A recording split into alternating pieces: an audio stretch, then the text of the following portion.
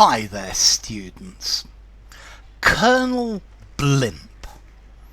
Okay, this is originally a cartoon character from the London Evening Standard from the 1930s. And Colonel Blimp, or a Colonel Blimp, is this pompous British soldier. He's a colonel, and he's always very bad-tempered, and he's got old-fashioned ideals, old-fashioned ideology. This is your Colonel Blimp, a pompous, reactionary, ultra-nationalistic Brit. Now, be careful, because I think only the British are going to understand this phrase, Colonel Blimp. I'm not sure the Americans would. But Colonel Blimp, he's elderly, he's pompous, he's reactionary, he's old-fashioned. He believes he's really important. So that Colonel Blimp of a headmaster is never going to listen to any of my new wave ideas. I think this phrase, this phrase Colonel Blimp, is now probably a bit old-fashioned. I think it was probably at its height in the 60s and 70s, where there were lots of Colonel Blimps who were hangovers from the Second World War. But a Colonel Blimp has ultra-conservative ideas. Yeah, he's ultra-reactionary. You even have the phrase Colonel Blimpism. I think this is jingoism.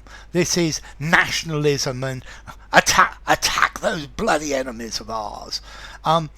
Colonel Blimp, he definitely speaks in a terribly posh accent.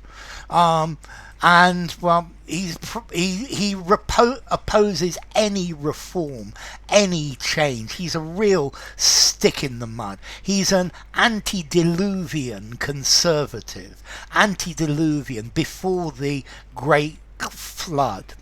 Now, a blimp is actually a barrage balloon. It was a type of balloon or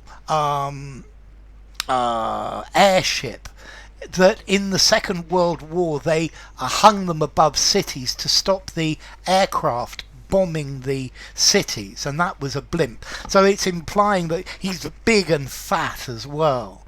But I think the original Colonel Blimp, yeah, he's got this moustache that hangs down. I think he was originally invented by a cartoonist called David Lowe.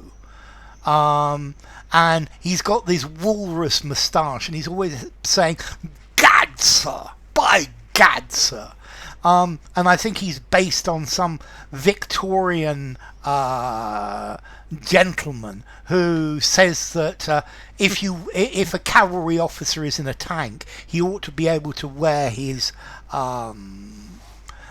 spurs. And he's always talking about current affairs, and he's not very logical.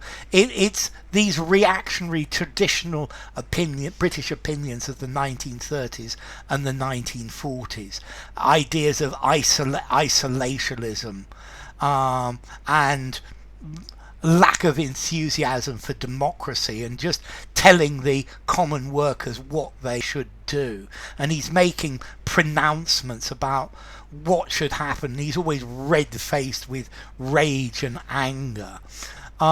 So he's a real Colonel Blimp. If somebody calls you a Colonel Blimp, they're being pretty insulting.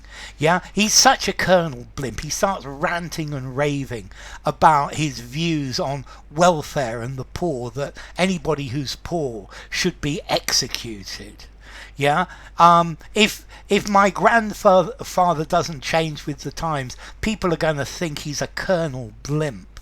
Yeah, a Colonel Blimp character, yeah, who's called the Colonel. or I'm thinking of perhaps the Major in Faulty Towers. No, I think the Major's probably not as ultra nationalistic, but that's the idea. But Colonel Blimp has old-fashioned ideas. Colonel Blimp believes he's very important, stereotypically British, but from the 1930s and the 1940s.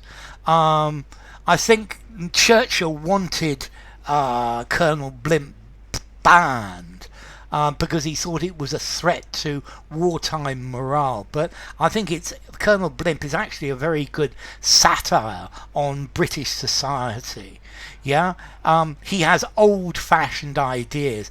Yeah, he's a Colonel Blimp, an ex-army officer, ex-government official.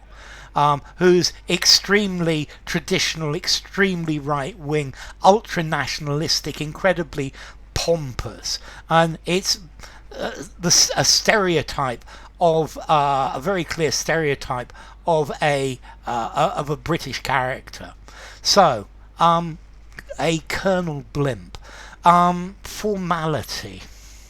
I think I'm going to give it a 4.5, maybe I think I'm going to give it a 5 in formality. I think you could use it anywhere because it is based on a cartoon character. Maybe 4.5. I'm worried about putting this in something very formal. So anyway, Colonel Blimp, a Colonel Blimp.